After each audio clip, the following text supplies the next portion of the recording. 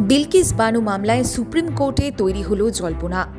ধর্ষকদের শাস্তির মেয়াদ শেষ হয়ে যাওয়ার কথা ছিল, কিন্তু তার আগেই ধর্ষকদের মুক্তির যে সিদ্ধান্ত নেয় গুজরাট সরকার, তা খারিজ করে দিল শীর্ষ আদালত। অর্থাৎ মুক্তি পাওয়া ওই 11 জন ধর্ষককে আবার ফেরত যেতে হবে জেলে। জানানো হলো এই মামলার শুনানি চলবে। সোমবার সুপ্রিম কোর্ট জানিয়েছে 11 জন ধর্ষককে মুক্তির যে সিদ্ধান্ত নিয়েছিল গুজরাট সরকার, তা এখতিয়ার বহির্ভূত। বিচারপতি বি.ভি. নাগরত্ন এবং বিচারপতি উজ্জ্বল ভুয়ানের পর্যবেক্ষণ অনুযায়ী ধর্ষকদের মুক্তি দেওয়ার ক্ষেত্রে জালিয়াতি করা হয়েছিল।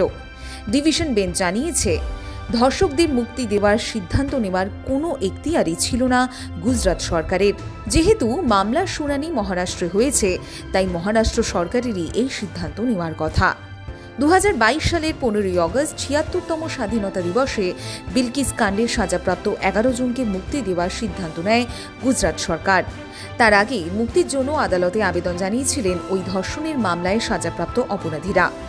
সেই আবেদনের ভিত্তিতে গুজরাট সরকারকে সিদ্ধান্ত নিতে বলেছিল আদালত।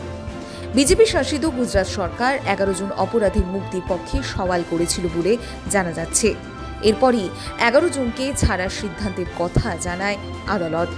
সুপ্রিম কোর্টে ছাড়পত্র মেলে তাতে। সূত্রের খবর, 11 জনের মুক্তির পরে বিষয়টি নিয়ে শোরগোল পড়ে গিয়েছিল দেশ জুড়ে।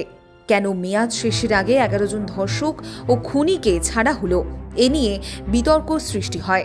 বিতর্কের মধ্যেই গুজরাট সরকারের কথায়, জেলে ওই 11 জন ধর্ষক এবং খুনি ভালো আচরণ করেছেন, সে কারণেই তাদের সাজার মেয়াদ কমানো হয়েছে। যদিও প্রতিপক্ষ দাবি করে, ওই 11 জন বিভিন্ন সময় প্যারোলে মুক্তি পেয়ে যখন জেলের বাইরে ছিলেন, তখনও তাদের বিরুদ্ধে নানা অভিযোগ উঠেছিল। এদের মধ্যে 2 জনের বিরুদ্ধে প্যারোলে মুক্ত থাকার সময় অপরাধমূলক কার্যকলাপের অভিযোগে এফআইআর দায়ের হয়েছিল। মোট 10 জনই বিভিন্ন সময় প্যারোলের নিয়মভঙ্গ করেছেন বলে অভিযোগ ওঠে। প্রসঙ্গত, 2002 সালে গোধরা কাণ্ডের পর গুজরাতে সাম্প্রদায়িক হিংসা চলাকালীন 3রা মে দাহোর জেলার দেবগড় বাড়িয়া গ্রামে হামলা চালানো হয়। গ্রামের বাসিন্দা 5 মাসের অন্তঃসত্ত্বা বিলকিসকে গণধর্ষণ করা হয়।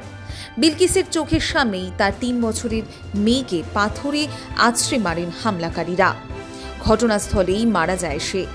তার পরিবারের আরও কয়েকজন সদস্যকে হত্যা করা হয়। এই অপরাধকে বিরল থেকে বিরলতম আখ্যা দিয়ে মুম্বাইয়ের সিবিআই আদালতে কঠোর সাজার পক্ষে সওয়াল করেছিল কেন্দ্রীয় তদন্তকারী সংস্থা। 2008 সালের 21শে জানুয়ারি মোট 12 জনের বিরুদ্ধে যাবজ্জীবন কারাদণ্ডের রায় দিয়েছিল ওই বিশেষ আদালত।